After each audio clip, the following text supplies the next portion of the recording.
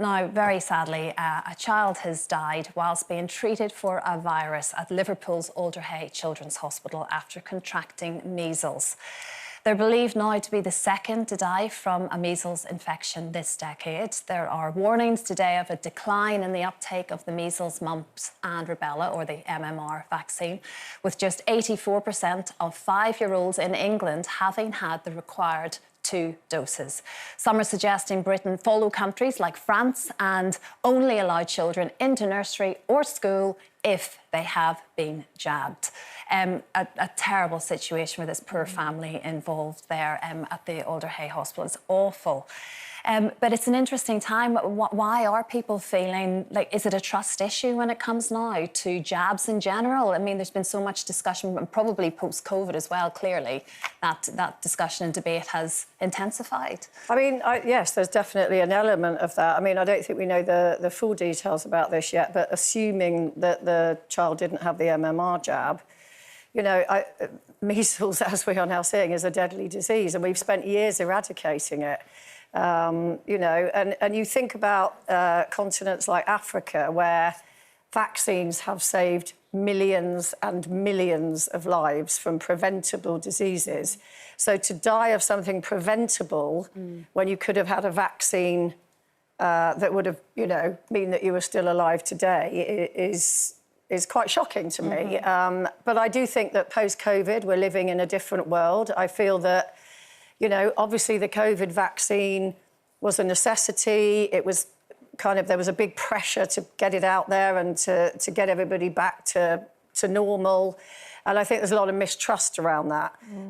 And then I think what's happened now, particularly on social media, is that now there's this whole sort of narrative of all vaccines are now not to be trusted.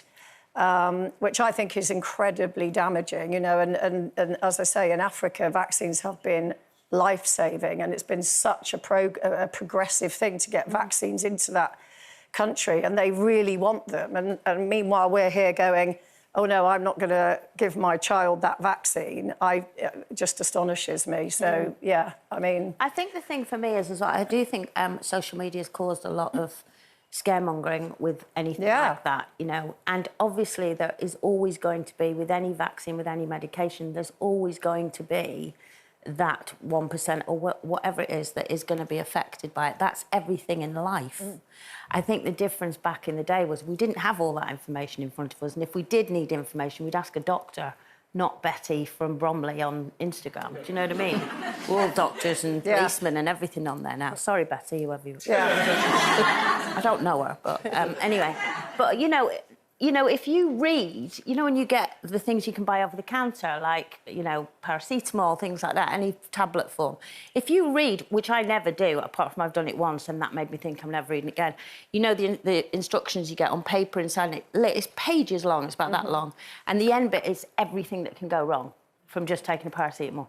If you actually read that, you'd probably then go, don't take them again. Yeah. Because you'd associate, if something happened to you, you'd go, that's because I took that. And they do list it on the commercials in America when it comes to the medical stuff. They have to. And by the end of it, it starts with how great this thing is, and by the end, you're definitely going to die. Yeah, and it's sort of this, like, oh, my goodness. But so now, it's risk, the thing is, we it's don't the need risk to physically read it because it's all there in front of us, and it does scare you. And the nature of the beast is that you do tend to read about stuff when it's the worst-case scenario has happened, and you don't read about all the millions of lives that vaccines have saved.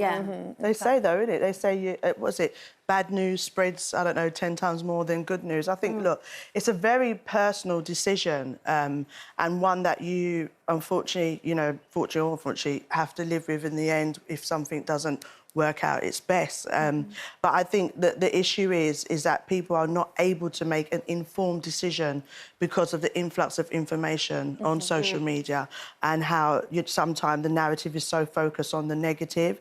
I also think that there is a deep mistrust when it comes to individuals and when it comes to medication, doctors and so on. And your children. And your We're children. all nervous, aren't we, about people have got what we give our kids. Mistrust of what we can take and what we shouldn't take. But the risk is really high, and you you don't want to read these stories of this situation. So it's really about having that informed information, because the reality is there is many people out there who are very much waving the flag of not taking anything. And these people are putting other toxic things in their body, from drugs to alcohol to men to everything. Right? So, let's be real about it. Let's be real. Yeah.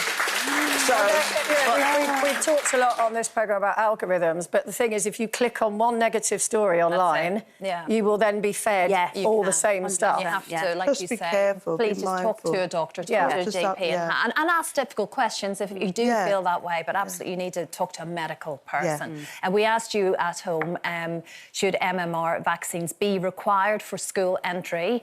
79% of you have said yes, they should. Yeah, So, herd immunity. Absolutely.